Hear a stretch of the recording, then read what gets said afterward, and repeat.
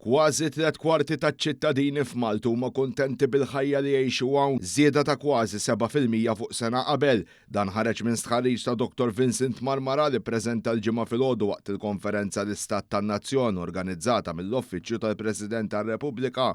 Fil-Palazz Verdala, Dr. Marmara ppreżenta r-riżultati ta' dan l-istħarriġ wiesa li jsir fost Maltin u għawġin f'pajjiżna.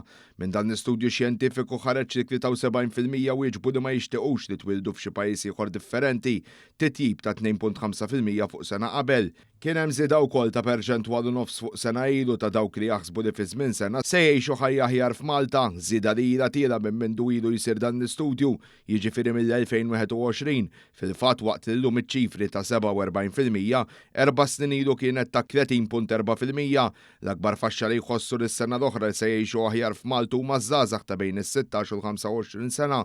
Kien hemm ukoll żieda ta' 3.5% fuq sena ilu fost dawk li jħossu li s-sitwazzjoni finanzjarja tagħhom se tkun aħjar fi żmien li ġej. Madwar 64% jew 2/3 tan-nies iħossu li l-ħarsien ta' drittijiet tagħhom huma mħarsa f'pajjiżna.